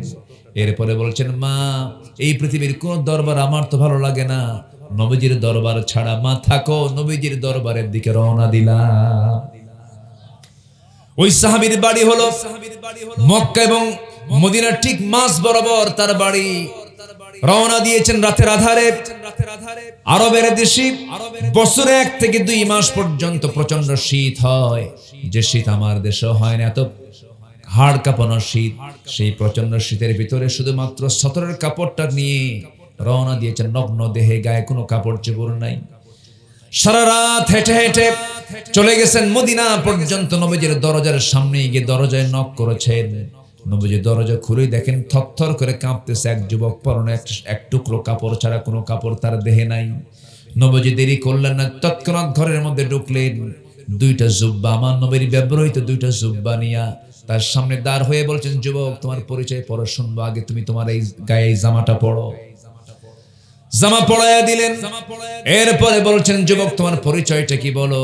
তিনি বলছেন, হুজুর দিন গ্রহণ করেছি, চাচা আমাকে বস্ত্রহীন করে ঘর থেকে বের করে দিয়েছে। রাসূল বললেন, ও আমার সাহাবী, তোমার চাচা তোমাকে বস্ত্রহীন করে ঘর থেকে বের করে দিয়েছে, উলঙ্গ করে। তোমার চাচা তোমাকে বস্ত্রহীন করলে আমি তোমাকে আমার গায়ের কাপড় দিয়ে দিলাম। বিশ্বনবীর জুব্বা দেওয়া মানে কি? কি তার সম্মান কমছে না বাড়ছে? ঈমান আনলে সম্মান কমে না বাড়ে? বাড়ে। কোথায় তারা? কি চটপাট দেখালো, কিছু হইলেই হুমকি ধামকি, মামলার হুমকি ধামকি, কত কি করছে ওরা। করেনি করেনি করেনি? কোথায়? কেউ তো নাই। আমরা ছিলাম, আছি, থাকবো। জোরে করে ইনশাআল্লাহ, আর জোরে বলে ইনশাআল্লাহ। এই মাটিতে আমার জন্ম হয়েছে, এই মাটিতেই থেকে যাব। কারণ আমরা এমন কোন অপকর্ম আমাদের আল্লাহ শিখায় দেন নাই, আমাদের নেতারা শিখায় দেন নাই, কোরআন শিখায় নাই, এমন অপকর্মের ধারে পাশে আমরা যাব না। জোরে বলি ইনশাআল্লাহ। কষ্ট পাচ্ছেন নাকি আপনারা? আমার নবীজি বললেন, জুব্বা তোমারে দিয়ে দিলাম, জুব্বা পরো। এবং আমার নবীজি বললেন, সাহাবী, অনেক কষ্ট করে দিন গ্রহণ করেছো, অনেক কষ্ট করে, অনেক ত্যাগের বিনিময়ে তুমি ঈমানটা এনেছো। দুনিয়া তুমি বিক্রি করে দিয়েছো জান্নাতের বিনিময়ে, জান্নাত কিনে নিয়েছো, দুনিয়া বিক্রি করে দিয়েছো। সাহাবী, আমি তোমাকে বলবো, তুমি আমার কাছে একটা দোয়া চাও। তুমি কি দোয়া কামনা করো বলো? সাহাবী বলছেন, ইয়া রাসূলুল্লাহ, আমি আপনার কাছে আর কি চাবো? আপনি আমার জন্য, আমার প্রিয়, আমার জন্য দোয়াটা আপনি করে দেন। আমার রাসূল সঙ্গে সঙ্গে তৎক্ষণাৎ হাত উঁচু করে আল্লাহর কাছে দোয়া করছেন, আল্লাহ, আমার এই প্রিয় সাহাবী আব্দুল্লাহ যুল বাজাদাইন অনেক কষ্ট করে ত্যাগ স্বীকার করে ঈমান অর্জন করেছে। আল্লাহ, আমি এই সাহাবীর জন্য দোয়া করি, তার জান এবং মালকে তুমি কাফের বেঈমানদের জন্য হারাম করে দাও। এই দোয়া শোনার সঙ্গে সঙ্গে তিনি হাওমাও করে কাঁদেন আর বলেন, ইয়া রাসূলুল্লাহ, আপনি আমার জন্য এমনটা দোয়া করলেন কেন? কাফের বেঈমানরা যদি আমাকে না আক্রমণ করে আমি শহীদ হব কেমনে? আমার সারা জীবনের তামান্না হলো আমি শহীদ মওত চাই, আমি শহীদ হতে চাই, আমার জন্য শহীদ মরণটা হয়। আপনি তো আমার জন্য উল্টা দোয়া করে দিলেন। রাসূলের সঙ্গে সঙ্গে মুস্কি হাসি মেরে বলছেন, ও আমার সাহাবী আব্দুল্লাহ যুল বাজদাইন, ওয়া ইম্মা তাআলা ফিরাশিহি, তোমারও যদি শাহাদাতের তামান্না যদি লালন হয়, তুমি যদি শহীদ মওত যদি কামনা করো, তোমার মরণ যদি বিছানাও হয়, আমি আল্লাহ রাব্বুল আলামিন তোমাকে শহীদের দরজা দিয়ে দিবেন। চিন্তা করো না সাহাবী, যাও। আমরা সাহাবী সুফার সদস্যদের অন্তর্ভুক্ত হয়ে যাও, যাও। তিনি আসহাবে সুফার সদস্যদের মাঝে পাঠায়া দিলেন। তাদের মাঝে তিনি বসে বসে তিনি কোরআন তেলাওয়াত করেন।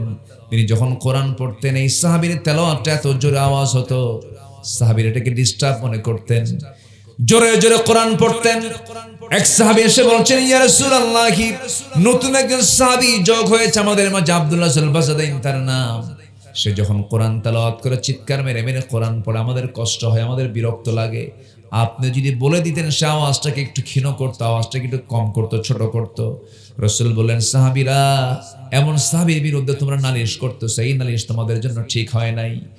আমার আব্দুল্লাহর তেলাওয়াত জোরে জোরে এমনি এমনি হয় না, কারণ আমার আব্দুল্লাহ দিন গ্রহণ করতে নিয়ে তাকে বহু কষ্ট স্বীকার করতে হয়েছে, দুনিয়া তাকে বিক্রি করতে হয়েছে।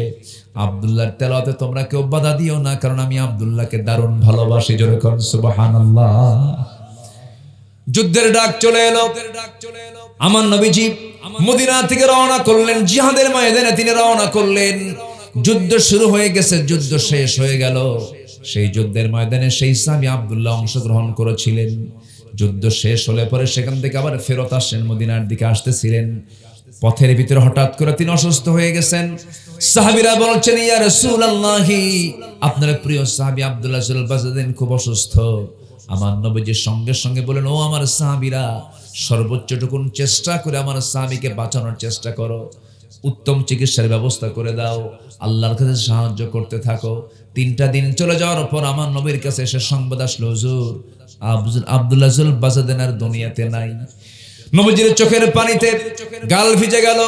সাহাবীর জন্য তিনি কান্নায় ভেঙে পড়লেন আর বললেন, সাহাবীরা, আমার আব্দুল্লাহর জানাজার দায়িত্ব আমি কাউকে দেব না, আমার আব্দুল্লাহর জানাজার দায়িত্ব আমি রাসূল নিজের কাঁধে উঠায়া নিলাম। সব সাহাবী নিয়ে নামাজের জানাজায় তিনি হাজির হলেন। জানাজা শুরু হয়ে গেছে, আমার নবীজি জানাজা শেষ করলেন।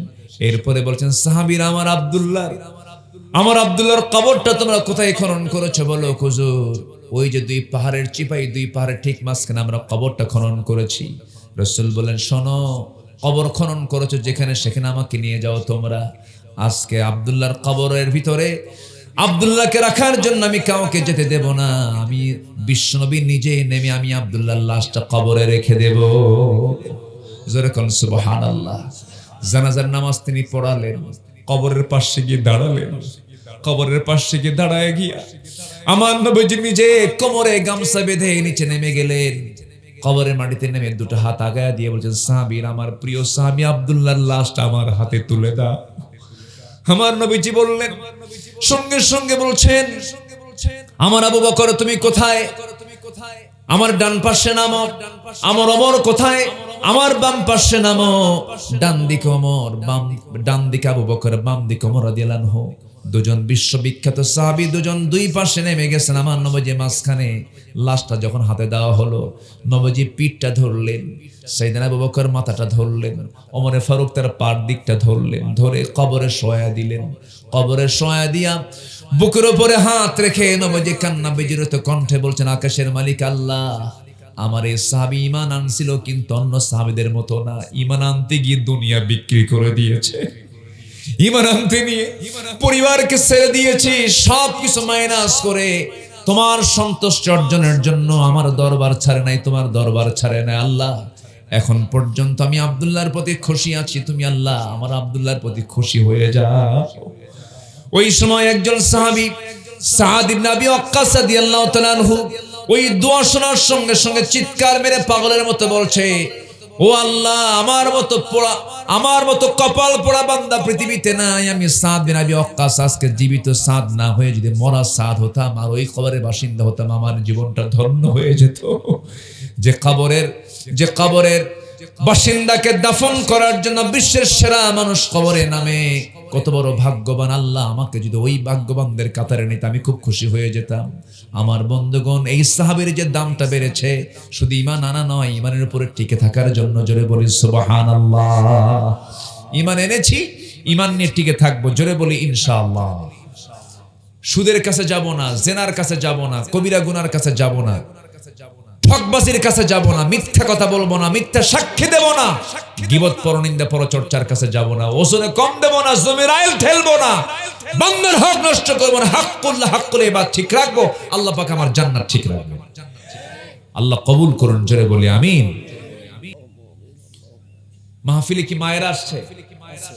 মায়েরা আছে তো না? জি, বলি আলহামদুলিল্লাহ। জোরে বলি আলহামদুলিল্লাহ। সফল হওয়ার জন্য 9টা কাজ কোরআনের আলোকে। 1 নাম্বার হলো ঈমান আনবো, নেক আমল করবো। জোরে বলি ইনশাআল্লাহ। আরো আছে কয়টা বলেন? 8টা। তাহলে বলেন, ওয়াজ কি এখনই শেষ হবে? সময় দিচ্ছেন তো নাকি? ইনশাআল্লাহ। নাম্বার 2, পরিশুদ্ধিতা, তাসকিয়া, তাসকিয়াতুন নফস, নফসের শুদ্ধতা। আপনার সব ঠিক আছে, নফস ঠিক নাই, কাম হবে না। এই জন্য নফসের পরিশুদ্ধতার দরকার আছে না নাই? নফসের ভেজাল কেমন? জমি একজন কিনছে আপনার জমির ধারে, একজন জমি কিনছে, কিন্তু ও জমি কেনার কারণে আপনার বুকে শুধু জ্বলে, অশান্তি। হাই রে, কি হলো রে, কি হলো রে, আছে কিনা? মনে হয় এলাকায় এগুলো নাই, আছে নাকি? আছে। গ্রামে একটা ছেলে একটু ভালো চাকরি পাইছে, ভালো জায়গায় একটু ওঠা বসা করে, ভালো একটা সুনাম অর্জন করছে। ওর সুনাম দেখে, ওর অর্জন দেখে আরেকজনের ঘুম হয় না, আছে কিনা? এগুলো কিসের রোগ বলেন? বলেন কিসের রোগ? নফসের রোগ। এটা নফসের রোগ, এটা হিংসা, জেলাসি। এটা যার মধ্যে থাকবে ভাবতে হবে ওর মধ্যে কিসের রোগ ধরছে? নফসের রোগ ধরেছে। নফসের যে রোগ, এই রোগটা ধরে গেছে। এই নফসের রোগ থেকে আমাকে আপনাকে বাঁচতে হবে। সফলতা কোথায়? আল্লাহ বলছেন সফলকে, শুনে নাও, সূরাতুল আ'লা 14 নম্বর আয়াত। এখানেও আফলাহ শব্দ আসছে। ফাউজুন, আফলাহুন, আফলাহ, ফাউজ, এই শব্দগুলো প্রত্যেকটা আয়াতে আপনি খুঁজে পাবেন। আল্লাহ রাব্বুল আলামিন বলেন, قد أفلح من تزكى وذكر اسم ربه فصلى بل تؤثرون الحياة الدنيا والآخرة خير وأبقى إن هذا لفي الصحف الأولى صحف إبراهيم وموسى। সফলকে বিশেষ ক্যাডার না, সফলকে মন্ত্রী না, সফলকে এমপি না, সফলকে চেয়ারম্যান না, সফলকে মাস্টার্স ডিগ্রি না, সফলকে পিএইচডি হোল্ডার না, সফলকে আল্লাহ রাব্বুল আলামিন বলছেন ক্বাদ আফলাহা মান তাযাক্কা। সফল তো সেই যে নফসকে পরিশুদ্ধ করতে পেরেছে, নফসের ট্রিটমেন্ট যে বান্দা করতে পেরেছে সেই তো সফল। আমার বন্ধুগণ, এই নফসের বহু রোগ আছে, এই রোগ থেকে আমাকে আপনাকে বাঁচতে হবে। নফসের বহু প্রকার সমস্যা আছে, সমস্যা থেকে আমাকে বাঁচতে হবে। আমার বন্ধুগণ, নারীর প্রতি টান আছে না নাই বলেন? আসতে বলবেন না, আছে না নাই? পুরুষের প্রতি নারীর টান, নারীর প্রতি পুরুষের টান। এই টানটা দিয়ে দিয়েছেন কে? আসতে বলবেন না, কে দিয়েছেন? আল্লাহ দিয়েছেন। আমার বন্ধুগণ, এই টান থাকবে না কেন? অবশ্যই থাকবে। আপনি বিয়ে করে নারীর প্রতি আপনি আকর্ষণ বাড়ায় নেন, কোনো সমস্যা নাই, কিন্তু আল্লাহ বলছেন বান্দারে বিয়ে করো কিন্তু জেনার কাছে যেও না। জেনা করলে পরে তোমার জন্য গুনাহ হবে, বিয়ে করলে তোমার জন্য সওয়াব হবে। কিন্তু আপনি যে ওই বিবাহ বহির্ভূত যে সম্পর্ক করতে যাচ্ছেন, এটা কিসের রোগ বলেন? বলেন কিসের রোগ বলেন? নফসের রোগ এটা। এই নফসের রোগ থেকে বাঁচার জন্য চেষ্টা করতে হবে, এই নফসকে ট্রিটমেন্ট করতে হবে। এই নফসকে ট্রিটমেন্ট করার জন্য সবার আগে দরকার হলো আল্লাহর কালামকে সুন্দর করে তেলাওয়াত করা। আল্লাহর কালাম যদি কোনো বান্দা সুন্দর করে তেলাওয়াত করতে পারে, এই কিতাবের সঙ্গে যদি সম্পর্ক রাখতে পারে, এই কিতাব বান্দার সমস্ত নফসের রোগ সারায় দেয়। জোরে করুন সুবহানাল্লাহ। অনুনাজ্জিলু মিনাল কুরআনি মা হুয়া শিফাউন ওয়া রাহমাহ। আমি আল্লাহ রাব্বুল আলামিন বান্দার জন্য কোরআনটাকে নাযিল করে দিয়েছি রহমত করে এবং শেফা করে, সমস্ত রোগের আরোগ্য করে বানিয়ে দিয়েছি। বান্দা কোরআনটা সুন্দর করে পড়ো, তোমার ঈমানটা ফ্রেশ হয়ে যাবে। কোরআন দিয়ে তোমার নফসের ট্রিটমেন্ট করো। আমার বন্ধুগণ, এই দুনিয়াতে একজন নবী বড় একটা পরীক্ষায় পড়েছিলেন, নারী ফিতনায় পড়েছিলেন। তিনি জেলও খেটেছেন, খুব সুন্দর চেয়ার অধিকারী আল্লাহ পাক তাকে করেছিলেন। সেই নবীটার নাম কি বলেন? বলেন বলেন বলেন, সেই নবীর নাম কি? ইউসুফ আলাইহিস সালাতু ওয়াস সালাম। কিন্তু সেই পরীক্ষায় তিনি ফেল করেছেন না পাস করেছেন? ফেল করেছেন না পাস করেছেন? পাস করেছেন। কি ভয়াবহ পরীক্ষায় তিনি পড়লেন। সাধারণ কোন নারী নয়, একটা রাষ্ট্রপ্রধানের স্ত্রী, অসুন্দরী নয়, সুন্দরী স্ত্রী তাকে টার্গেট করে ফেলেছে। শেষ পর্যন্ত তাকে তার চরিত্র হনন করার জন্য অন্দরমহলে নিয়ে 12টা দরজা লক করে তার ঘরের মধ্যে তাকে তুলে নিয়েছে এবং তাকে বলছে, ইউসুফ, পৃথিবীর কেউ দেখবে না, এই জায়গায় একটা পিঁপড়াও চিনবে না, আমাদের পরিচয় জানবে না, কেউ দেখবে না, সিকিউরিটি নিশ্চিত করে নিয়েছি। ইউসুফ, তুমি আমার দিকে একটাবার তাকায় দেখো, আমি কি সুন্দর কম নাকি? ইউসুফ, তোমার চক্ষু টানা টানা, তোমার চুলগুলো কত সুন্দর মসৃণ, তোমার চামড়া কত সুন্দর মসৃণ, তোমার হাসিটা কত সুন্দর, আমাকে পাগল করে নিয়েছে। ইউসুফ, আমি তোমার জন্য পাগল হয়ে গেছি। তাফসীরে আসছে, জুলাইখা করলো কি, চুলের খোপাটা ছেড়ে দিয়া জামার আস্তিনের কাপড়গুলো আস্তে আস্তে খুলতে লাগলো। প্রত্যেকটা কাপড় চোপড় খুলতে খুলতে শেষ পর্যন্ত ইউসুফ আলাইহিস সালামের কাছাকাছি যখন চলে আসছে, তিনি চোখ বন্ধ করে পিছু হটতে লাগলেন। দেয়ালে তার পিঠ থেকে গেল। চোখ বন্ধ করে আসমানের দিকে তাকায়, আকাশের দিকে তাকায়া দুটো হাত উঁচু করে বলছে, আল্লাহ, এই বিপদ থেকে বাঁচানোর জন্য পৃথিবীর কেউ না, একমাত্র তোমার কাছে আমি আশ্রয় চাই। জোরে করেন সুবহানাল্লাহ। সেই পরীক্ষায় যুবক ইউসুফ আলাইহিস সালাম ফেল করেছেন না পাস করেছেন? কি জবাব দেখেন। ইউসুফ আলাইহিস সালাম বলছেন, ও জুলাইখা, তুমি আমার চোখের প্রশংসা করতেছো।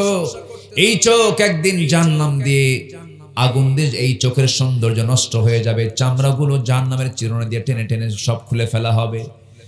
মাথার চুলগুলো জাহান্নামের চিরুনি দিয়ে টেনে টেনে সব খুলে ফেলা হবে। আমার প্রশংসা না করে তুমি আল্লাহর প্রশংসা করো। কি সুন্দর জবাব তিনি দিয়ে দিলেন। এরপরে চক্ষু বন্ধ করলেন, দরজার দিকে দৌড় মারলেন। দরজা ছিল লাগানো, দৌড় মেরেছেন কার প্রতি ভরসা করে বলেন? কিন্তু আল্লাহ পাক তার জন্য ভরসা করার জন্য, তার জন্য আল্লাহ রাব্বুল আলামিন প্রত্যেকটা দরজাগুলোকে আল্লাহ রাব্বুল আলামিন পট করে খুলে দিয়েছেন। যে বান্দা আল্লাহর পথে আসতে চাই তাকে সাহায্য করেন তিনি। আমার কে? আমরা কার পথে আসার চেষ্টা করব? আমাকে সাহায্য করবেন কে?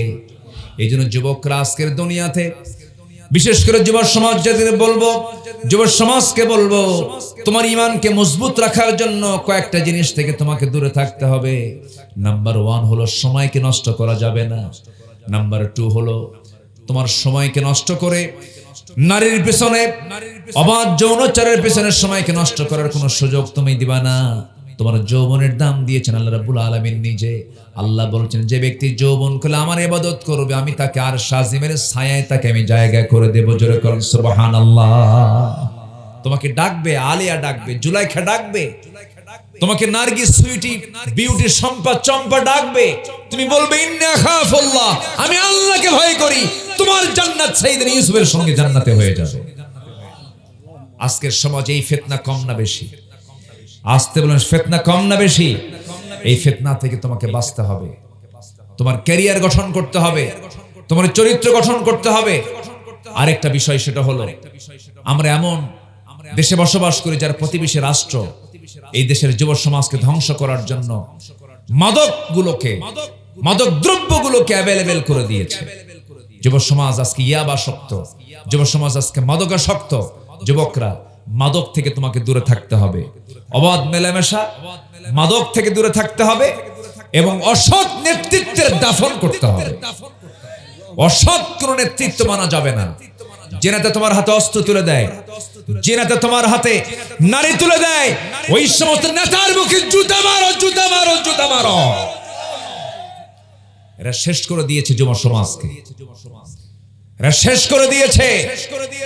এই জন্য যুবকরা ওই নেতৃত্ব মানবা না যে নেতৃত্বে আখিরাত শেষ হয়ে যাবে, যে নেতৃত্ব মানলে পরে জাহান্নাম বরাদ্দ হবে। ওই সমস্ত নেতৃত্বের তোমার পতন ঘটায় দাও। সৎ নেতৃত্ব গ্রহণ করো। মূল নেতা হবেন মুহাম্মদ সাল্লাল্লাহু আলাইহি ওয়াসাল্লাম। যুবকরা মনে থাকবে, নাম্বার 1 নারী ফিতনা থেকে বাঁচবে, নাম্বার 2 সকল প্রকার নেশা থেকে বাঁচবে, নাম্বার 3 অসৎ নেতৃত্বের দাফন করবে। আল্লাহ তুমি যুবকদেরকে হেফাজত করো। জোরে বলি আল্লাহুম্মা আমিন। নফসকে পরিশুদ্ধ করব, আমরা নফসকে ট্রিটমেন্ট করব কোরআন দিয়ে, ইসলাম দিয়ে। আমরা মেনে চলবো কার বিধান? আস্তে কার বিধান? আল্লাহর বিধান। নাম্বার 3 হলো সত্যবাদী হতে হবে। সত্যবাদী যারা হবে তারা সফল হবে। সত্যের বিজয় অবশ্যই হবে একদিন। সত্যকে কেউ দাবিয়ে রাখতে পারে না। হকের বিজয় কে দিয়ে দিবেন? আল্লাহ দিয়ে দিবেন। নাম্বার 4 হলো তাকওয়া যদি অর্জন করতে পারো, আল্লাহ রাব্বুল আলামিন বলেন তুমি সফল হয়ে যাবে।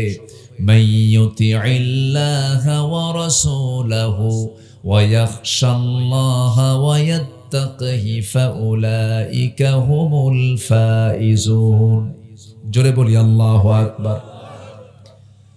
যারা তাকওয়া অবলম্বন করবে তারাই সফল হয়ে যাবে।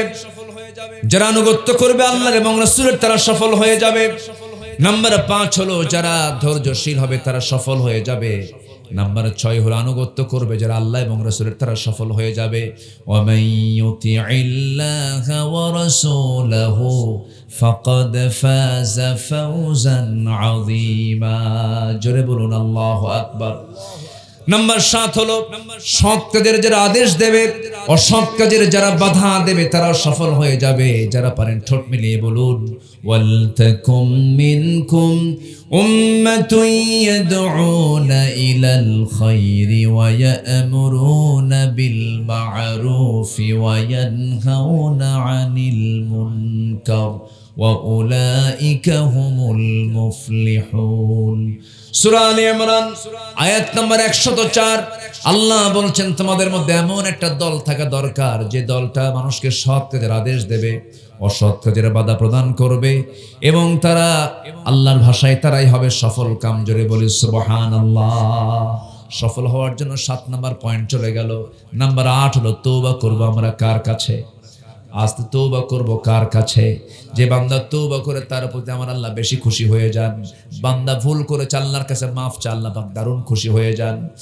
দুনিয়ার কারো কাছে মাফ চাবেন সে মাইন্ড করবে, দুনিয়ার কারো কাছে আপনি বারবার চাবেন সে বিরক্ত হয়ে যাবে। কিন্তু আমার আল্লাহ এমন প্রভু, আমার আল্লাহ এমন রব, দুনিয়ার মানুষকে বারবার চাইলে পরে বিরক্ত হয়, কিন্তু আমার আল্লাহকে বান্দা চাইলে পরে বারবার আল্লাহ বেশি বেশি খুশি হয়ে যায়। আল্লাহ রাব্বুল আলামিন সুন্দর করে বলছেন তুবু ইলাল্লাহি জামিআন আইয়ুহাল মুমিনুনা লাআল্লাকুম তুফলিহুন। জোরে বলুন আল্লাহু আকবার। আশা করা যায় সফল হবে, কিন্তু শর্ত হলো তোমরা সবাই মিলে তওবা করে আল্লাহর কাছে মাফ চাও। তোমার গুনাহ আর আমার আল্লাহর ক্ষমা, তুমি যদি আল্লাহর কাছে ক্ষমা চাইতে পারো মাফ চাইতে পারে, আল্লাহ তোমাকে অবশ্যই অবশ্যই মাফ করবেন, ক্ষমা করে দিবেন। এই জন্য একটা গুরুত্বপূর্ণ মাধ্যম হচ্ছে তওবা করা। আল্লাহর কাছে আমরা তওবা করব। তওবা কাকে বলে? তওবা করার কিছু সিস্টেম আছে। যে গুনাহ করেছো এই গুনার জীবনে করব না, আল্লাহর কাছে বলতে হবে, আল্লাহ এই গুনাহগুলো তুমি আল্লাহ আমাকে মাফ করে দাও। জীবনে আমার সজ্ঞানে এই গুনার কাছে আমি আল্লাহ আমি বান্দা তোমার ভয়ে এই গুনার কাছে আর জীবনে কখনো যাব না। এই জাতীয় তওবা যে বান্দা করবে সেই তওবা কবুল করে নেন তিনি আমার কে? আমার বন্ধুগণ, তওবা মানে হলো ফিরে আসা। নাম্বার 9 হলো ওই সমস্ত বান্দাগুলো সফল কাম যাদের মধ্যে 7টা গুণ খুঁজে পাওয়া যাবে। মনে মনে সবাই রাখবেন, এগুলোকে মুখস্থ রাখার চেষ্টা করবেন। 7টা গুণ থাকবে যার সে সফল হয়ে যাবে। আল্লাহ রাব্বুল আলামিন 7টা গুণের কথা এক জায়গায় বলে দিয়েছেন, قد أفلح المؤمنون الذين هم في صلاتهم خاشعون والذين هم عن اللغو معرضون والذين هم للزكاة فاعلون والذين هم لفروجهم حافظون। জোরে বলুন আল্লাহু আকবার। সফল হওয়ার জন্য 7টা গুণ, কয়টা গুণ দরকার? আবার সফলতার জন্য 9টা বৈশিষ্ট্য আমাদের মধ্যে থাকতে হবে। এর মধ্যে 9 নম্বরে চলে আসছে, 8টা বলে ফেলেছি। 7টা গুণ কি কি? নাম্বার 1, যারা নামাজকে সুন্দর করে আদায় করবে। নাম্বার 2 হলো যারা বাজে কথা থেকে জিহ্বাকে যারা বিশ্রাম রাখবে। নাম্বার 3 হলো ওই সমস্ত বান্দাগুলোকে আল্লাহ রাব্বুল আলামিন সফল বলেছেন যে সমস্ত বান্দাগুলো যাকাত ঠিকমতো আদায় করবে। নাম্বার 4 হলো ওই সমস্ত বান্দাগুলোকে আল্লাহ রাব্বুল আলামিন জান্নাতের ওয়ারিস বানায় দিবেন যে বান্দাগুলো তাদের লজ্জাস্থানের যারা হেফাজত করবে। নাম্বার 1 নামাজ। নাম্বার 2 হচ্ছে জিহ্বাকে বাঁচানো বাজে কথা থেকে, বাজে কর্ম থেকে। নাম্বার 3 হলো কি? যাকাত ঠিকমতো আদায় করে। নাম্বার 4 হলো লজ্জাস্থানের হেফাজত করে। নাম্বার 5 হলো ওয়াল্লাযীনা হুম লিআমানাতিহিম ওয়া আহদিহিম রাউন, যারা আমানত ঠিক রাখবে, যারা ওয়াদা ঠিক রাখবে। নাম্বার 6। নাম্বার 7 হলো নামাজ দিয়ে শুরু, নামাজ দিয়ে শেষ। ওয়াল্লাযীনা হুম আলা সালাওয়াতিহিম ইউহাফিযুন, যারা নামাজের ব্যাপারে যারা যত্নশীল হবে। এই 7টা কাজ আছে যার, জান্নাতও আছে তার। জোরে কোন সুবহানাল্লাহ। নামাজ 5 ওয়াক্ত পড়বেন কারা কারা? একটু হাত তুলে দেখান তো দেখি। জোরে বলি ইয়া আল্লাহ, আরো জোরে বলি ইয়া আল্লাহ। আমাদেরকে 5 ওয়াক্ত সালাত আদায় করার তৌফিক তুমি আল্লাহ দিয়া দাও। জোরে বলি আমিন, আরো জোরে আমিন, আরো জোরে আমিন। হাত নামান। কষ্ট দিয়ে ফেললাম মনে হয়। নামাজ পড়লে কার উপকার হবে? আমার উপকার হবে। জাহান্নাম থেকে বাঁচবো আমি। বাড়িতে বউ যদি নামাজ না পড়ে সুন্দর করে বুঝায় দিবেন। বউ নামাজ না পড়লে কি করবে আপনি বলেন? একজনকে মারবো। কথা নাকি এগুলো? এতক্ষণ ওয়াজ শুনে মারার হুকুম পাইছেন না? মারবেন কেন? সুন্দর করে বুঝাবেন। মাইরা কি ঠিক করা যায়? আদর করে ঠিক করা যায়। আদর করবেন, একটু প্রশংসা করবেন, একটু বলবেন তুমি কি জান্নাতে তুমি একা একা থাকবা না? আমি কি একা একা জান্নাতে থাকতে পারবো না? দুনিয়াতে একসঙ্গে ছিলাম, একই ছাদের নিচে একসঙ্গে দুইজনে জান্নাতে থাকতে চাই। সুন্দর করে বুঝায়া বলবেন। বাচ্চাদেরকে ডাক দিবেন, বাবা তুমি আমার সন্তান, জান্নাতে আমরা একসঙ্গে শপিং এ যাবো, একসঙ্গে বাজার করব। সুবহানাল্লাহ বলবেন না? জান্নাতে বাজার আছে, কিন্তু জান্নাতে কি আছে? বাজার আছে। একসঙ্গে যাব, তুমি আমার ছেলে ছিলা, জান্নাতে আমি তোমার সঙ্গে দেখা করতে চাই, একসঙ্গে থাকতে চাই। বাবা নামাজ পড়ো। সুন্দর করে বুঝাবেন। বউকে পিটানো তো সুন্নতে মুআক্কাদা নাকি? তো পিটানোর কথা বলেন কেন? 4টা কারণে বউকে মারা যায়, শুনবেন কি? মারার জন্য শুনবেন। লক্ষণ তো খুব খারাপ।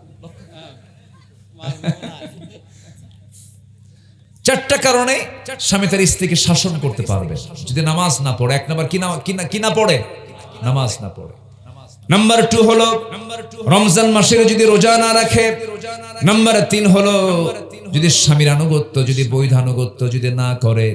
নাম্বার 4 হলো সতীত্বের যদি হেফাজত না করে, পর্দায় যদি না থাকে। 4টা কারণে স্বামী তার স্ত্রীকে শাসন করতে পারবেন। তবে শাসন করার জন্য 1.5 হাত লাঠি দিয়ে মারা যাবে না, নাকে মারা যাবে না, কপালে মারা যাবে না, মুখে মারা যাবে না, বুকে মারা যাবে না।